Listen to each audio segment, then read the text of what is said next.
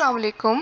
So this is one of the most requested videos of one of the most requested topics that I have been asked several times to record, and now I have finally been able to record it and upload it for you. And topic क्या है? Topic है to clarify the difference between a thesis statement and a topic sentence. So usually होता क्या है when students are taught what the dynamics of writing और जब वो writing सीखते हैं स्पेशली ऐसे राइटिंग तो जो कि सबसे एक बुनियाद एक फाउंडेशन है राइटिंग की, तो उसमें सबसे ज़्यादा कन्फ्यूजन उनको डिफरेंट कंपोनेंट्स में आती है ऐसे की। और उसमें हमारे पास पैराग्राफ राइटिंग है, उसको कोहेरेंटली लिखना है, फिर हमारे पास थीसिस स्टेटमेंट है, फिर हमारे पास टॉपिक सेंटेंसेस हैं जो बहुत ज़्यादा कन्फ्यूजिंग हो जाते हैं। इवन दो बहुत आसान है, बहुत ही ईजी हैं, लेकिन जब आप इन सबको एक साथ लिखने बैठते हो, एक साथ पढ़ते हो, तो ये थोड़ा सा कन्फ्यूजन क्रिएट कर देते हैं। So I'm here to make things easier for you, and इसको हम start करते हैं by understanding as to what a thesis statement is. Thesis statement होता क्या है? Thesis statement एक sentence है that actually states the main purpose and the aim of the entire essay. यहाँ पे मैं essay का word इसलिए यूज़ कर रही हूँ क्योंकि usually हम सबसे पहले essay writing से ही begin करते हैं, लेकिन फिर बाद में advanced levels पे ये जाके it becomes an article or a passage or a research paper or research article. तो कुछ भी आप जब लिख रहे हैं उसको जाहिर सी बात है पैराग्राफ फॉर्म में ही लिखेंगे। इसलिए हम सबसे पहले ऐसे से ही स्टार्ट करते हैं। इसलिए आप याद रखें that a thesis statement is actually a statement which asserts the main claim or the main idea of the entire passage. सही है? जो भी मेन पर्पस है यानी मेन आइडिया है एक पैसेज का, एक एसे का, वो एक थीसिस स्टेटमेंट बताता है और एक रीडर को बहुत अच्छे से समझ आ जाती है कि इस पूरे पैसेज में, इस पूरे एसे में क्या डिस्कस होने वाला है। सेकेंडली, राइटर का क्या पर्सपेक्टिव है उसे लेकर। ठीक है, so this is the reason हम इसे कहते हैं थीसिस। ये एक जिस्ट है, ये एक एसेंस है पूरे पैसेज का या एसे का। ये बताता है कि मेन पर्पस या मेन एसे इस पूरे एसे का, पैसेज का क्या होगा। अब सवाल ये आता है कि भाई how do we identify a thesis statement, ये कहाँ होगा, कैसे लिखा जाएगा, कहाँ पे पाया जाता है। ये बहुत ही ईजी है आइडेंटिफाई करना, और इसे हम ईजिली आइडेंटिफाई कर सकते हैं in the first paragraph of your passage or your essay. That means the introductory paragraph or the introductory section of your essay would have the thesis statement. और ये usually it appears at as the last sentence or the last sentences of your introductory paragraph. अब ये एक sentence भी हो सकता है last, ये like it can also be 3 sentences, it can also be 2 sentences, लेकिन ये एक या एक से ज़्यादा sentences हैं, मगर ये introductory paragraph यानी first paragraph के ही last में लिखा जाता है usually. इस बात को याद रखिएगा कि thesis statement एक main, एक सबसे ज़्यादा important sentence which describes the entire purpose, the main purpose. Secondly, it mostly appears at at the end of the introductory paragraph as the last sentences. Or sometimes ऐसा भी होता है, ज़रूरी नहीं कि हर बार आपको explicitly ही नज़र आए thesis statements. कभी कभी thesis statement hidden भी होता है और implicit भी होता है, and the reader has to try to identify, and a reader has to extract the meaning of the entire passage or the entire essay. ज़रूरी नहीं कि हर बार आपको explicit नज़र आएगा, लेकिन कभी कभी hidden भी होता है। उसके अलावा now let's see as to how we can write a very effective, a very strong thesis statement. एक अच्छा thesis statement लिखने के लिए ना you need 2 essential elements. First of all, the narrow topic, and secondly, the writer's opinion or claim about the topic. Just remember that you need to understand that you must know the basic elements to write a strong thesis statement. सबसे पहला element क्या है कि आपको पता होना चाहिए कि narrow topic यानी topic है किस हवाले से। सही। दूसरी बात आपको ये पता होना चाहिए कि एज अ राइटर यानी आप जो ऐसे लिख रहे हो या पैसेज लिख रहे हो, उसमें आप पर्सपेक्टिव क्या बता रहे हो। ठीक है, आपका अपना ओपिनियन क्या है, आपका अपना क्लेम क्या है। ये दो चीज़ें आपको याद रखनी है whenever you're trying to compose a thesis statement. अब let me explain it with the help of an example here.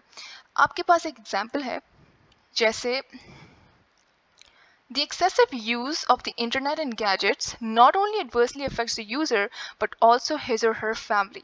अब इस एग्जाम्पल को थोड़ा सा आप समझने की कोशिश करेंगे तो आपको थीसिस स्टेटमेंट का ये जो तरीका है लिखने का ये आपको समझ आ जाएगा. इस एग्जाम्पल में जो मेन टॉपिक है यानी जो स्पेसिफिक टॉपिक है जो नैरो टॉपिक है that is the excessive use of the internet and gadgets. यानी आपका जो पैसेज है यानी आपका जो पूरा एसे है it's about the excessive use of the internet and gadgets. लेकिन एज अ राइटर आपका अपना ओपिनियन और क्लेम ये है कि ये ना सिर्फ यूज़र को अफेक्ट करता है लेकिन उसके घर वालों को भी अफेक्ट करता है. दैट मीन्स इस पूरे पैसेज इस पूरे एसे में ये भी बातें डिस्कस की जाएंगी कि किस तरह से excessive use of internet can affect not just the user but also his और हर फैमिली मेम्बर्स. तो आपको ये बात याद रखनी है कि एसे में या पैसेज में जो थीसिस स्टेटमेंट लिखा जाता है वो इन दो एलिमेंट से बनता है. यानी जो आपका टॉपिक है जो आपका स्पेसिफिक नैरो टॉपिक है और जो आपका पर्सपेक्टिव है. अब इस पूरे पैसेज में इस एग्जाम्पल को आप देखोगे तो इस पूरे पैसेज में आपने यही बात बतानी होगी कि कौन कौन से तरीके और किस किस तरह से जो है excessive use of internet can affect the user and his or her family. So इस तरह से हम एक थीसिस स्टेटमेंट को कंपोज करते हैं. इवन दो ये एक बहुत ही ब्रीफली मैंने बताया एक बहुत ही ब्रीफ सी आपको डिस्क्रिप्शन दी है. लेकिन अगर आप ये चीज़ याद रखेंगे कि तो नेक्स्ट टाइम आपको समझ आ जाएगा कि किस तरह से आप लोगों ने इसको आइडेंटिफाई करना है और किस तरह से कहाँ आइडेंटिफाई करना है किस तरह से कंपोज करना है. दूसरी बात, this one example is obviously not enough to understand और to master the skill of composing a thesis statement. थोड़ा सा प्रैक्टिस चाहिए, थोड़ा सा आपको वक्त लगाना पड़ेगा, आपको डिफरेंट पैसेजेस पढ़ने पड़ेंगे. लेकिन एंड में आपको ये लिखना भी आ जाएगा एक इफेक्टिव थीसिस स्टेटमेंट और आपको समझ भी आ जाएगी कि आप कहाँ किस वक्त किस तरह से लिख सकते हैं. सो रिमेंबर कि एक थीसिस स्टेटमेंट और टॉपिक सेंटेंस में फ़र्क यही है कि थीसिस स्टेटमेंट एक मेन पर्पस या मेन क्लेम असर्ट करता है अबाउट द इंटायर पैसेज और the entire essay, whereas topic sentence is a little bit different.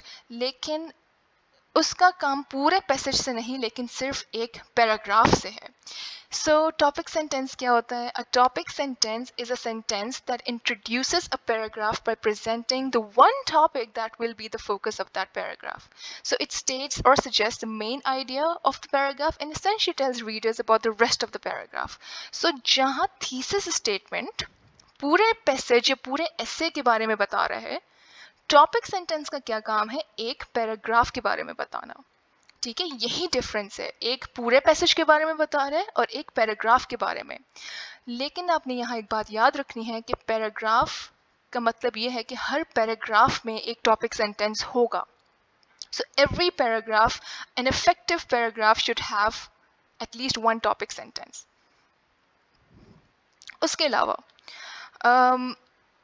Topic sentence का काम खाली पैराग्राफ में उसको इनकॉर्पोरेट कर देना नहीं है, लेकिन टॉपिक सेंटेंस का फंक्शन ये है कि वो ये बताता है कि पैराग्राफ किस हवाले से है, क्या चीज़ इस पैराग्राफ में डिस्कस करनी होगी या होगी. अब लेट्स सपोज अगर हम ऊपर वाली एग्जांपल ले लेते हैं जो हमने अभी बताई कि इंटरनेट का ज़्यादा इस्तेमाल यूज़र और उसके घर वालों को बहुत ज़्यादा इम्पैक्ट करता है.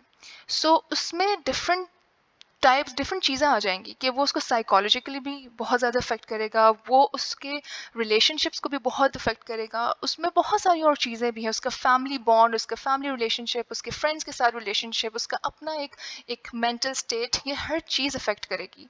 अब आप ये सारी चीज़ें एक ही पैराग्राफ में नहीं बताएंगे, अब वन बाय वन एक टॉपिक उठाएंगे और उसे डिस्कस करेंगे. राइट. सो अब उस एक पैराग्राफ में एक टॉपिक के हवाले से, एक सिंगल आइडिया के हवाले से आपके पास एक टॉपिक सेंटेंस होना चाहिए. Let's suppose if your essay has 5 paragraphs, so you would actually have, every paragraph should have at least one topic sentence. वैसे तो एक ही है लेकिन एक से ज़्यादा भी दो sentences भी आप लिख सकते हैं और 3 sentences भी हो सकते हैं. So remember that a topic sentence actually tells you about the main idea that would be discussed in one paragraph. Single idea क्या है इस paragraph में, वो topic sentence बताता है. अब ये आपको नज़र कहाँ पे आएगा और ये identify कैसे होगा? A topic sentence usually appears at the beginning of a paragraph. Remember that a thesis statement appears at the end of the introductory paragraph or the first paragraph, whereas a topic sentence would always appear at the beginning. मगर again एक school of thought तो हमें ये कहता है, लेकिन एक school of thought ऐसा भी है जो ये कहता है कि हर बार आपको पैराग्राफ्स में क्लियर कट टॉपिक सेंटेंसेस नहीं मिलेंगे, लेकिन कभी कभी पैराग्राफ के मिडिल में भी, पैराग्राफ के एंड में भी आपको टॉपिक सेंटेंस मिल सकता है। लेकिन मोस्ट ऑफ द टाइम्स जो एक मेन स्ट्रीम हम रूल फॉलो करते हैं वो यही है कि आप जब पैराग्राफ लिखें सो आप टॉपिक सेंटेंस के साथ स्टार्ट कर दें। अब वो टॉपिक सेंटेंस आप मैक्सिमम 2 सेंटेंसेस या 3 सेंटेंसेस में भी बता सकते हैं। Now let's proceed forward and see as to how we can write a topic sentence. A topic sentence, or every topic sentence, will have a topic, the specific topic, and the controlling idea. आपका पूरा passage या ऐसे जिस हवाले से है वो topic और जो कंट्रोलिंग आइडिया आप अपने पैराग्राफ में बता रहे हैं वो। थोड़ा सा आपको ये सिमिलर लगेगा थीसिस स्टेटमेंट में, लेकिन अगर आप ये रिकॉर्डिंग दोबारा से सुनेंगे, ये वीडियो दोबारा से सुनेंगे, तो आपका जो ये कन्फ्यूजन है ये क्लियर हो जाएगा। टॉपिक सेंटेंस में आप जो टॉपिक बता रहे हैं, जिस हवाले से आप लिख रहे हैं वो, और जिस पैराग्राफ में आपका सिंगल आइडिया, जो मेन आइडिया है, जो कंट्रोलिंग थॉट है वो, ये दोनों चीज़ें जो है कंपोज करेगा आपका topic sentence. Now let me show और लेट मी डिस्कस दिस और explain it to you with the help of an example. यहाँ पे जैसे एक एग्जांपल है, टॉपिक सेंटेंस है, there are many reasons why pollution in hills town is the worst in the world. Now this is a topic sentence of one paragraph or a single paragraph, right? And it states कि बहुत सारी reasons हैं hills town में pollution की वजह से, pollution की जिस वजह से it is known as the worst in the world. तो there are many reasons why pollution in hills town is the worst in the world. Now the topic is pollution in hills town is the worst, and the controlling thought or the idea is that it has many reasons. यानी आपके पूरे passage का जो एक जिसके ऊपर आप passage लिख रहे हो या जो आपका टॉपिक है वो ये है कि हिल्स टाउन में पोल्यूशन है and because of this it is known as the worst in the world. ठीक है, सो ये तो टॉपिक है, लेकिन जो पैराग्राफ आप लिख रहे हो उस पैराग्राफ का कंट्रोलिंग थॉट ये है कि अब आप हर पैराग्राफ में मैनी रीजन यानी वन बाय वन रीजन बताएंगे। Maybe perhaps the first reason can be the use of plastic. ठीक है, तो आप उस हवाले से एक पैराग्राफ लिखोगे। सेकंड पैराग्राफ में आप परहैप्स नॉइस पोल्यूशन, थर्ड में water pollution, then air pollution, one by one आप सारे रीजन बताएंगे। सो इस तरह से आपने एक टॉपिक सेंटेंस बनाना है। Let me give you another example. To be an effective leader requires certain characteristics. यानी टॉपिक जिस हवाले से आप लिख रहे हो उस पैसेज को वो है कि how to be an effective leader और to be an effective leader, लेकिन आपका कंट्रोलिंग थॉट ये है कि आपने कुछ कैरेक्टरिस्टिक्स बतानी है हर पैराग्राफ में। एक लीडर की क्वालिटी होती है कि वो एम्पैथेटिक होता है, उसमें कंपैशन होता है, वो उसके स्ट्रॉन्ग डिसीजन मेकिंग स्किल्स होते हैं। सो ये स्किल्स, ये सारे फीचर्स आप वन बाय वन, एक या एटलीस्ट इफ नॉट वन, तो आप दो दो करके एक पैराग्राफ में इसको एक्सप्लेन करेंगे with examples and with evidence. तो आपका कंट्रोलिंग थॉट यहाँ पे कैरेक्टरिस्टिक्स या फीचर बताना है वन बाय वन हर एक पैराग्राफ में। लेकिन आपका मेन टॉपिक क्या है कि आप बताएंगे कि how to be an effective leader और what skills are required to be an effective leader. So इसके लिए मज़ीद प्रैक्टिस के लिए I would link down an exercise in the comment section. आप वहाँ से जाके मज़ीद इसको स्टडी कर सकते हैं और स्टडी करने के बाद आप उसकी प्रैक्टिस एक्सरसाइज भी सॉल्व कर सकते हैं। And if you still have any questions, any confusion, any queries to ask, please feel free to comment in the comment section and I'll definitely reply you back. Thank you very much.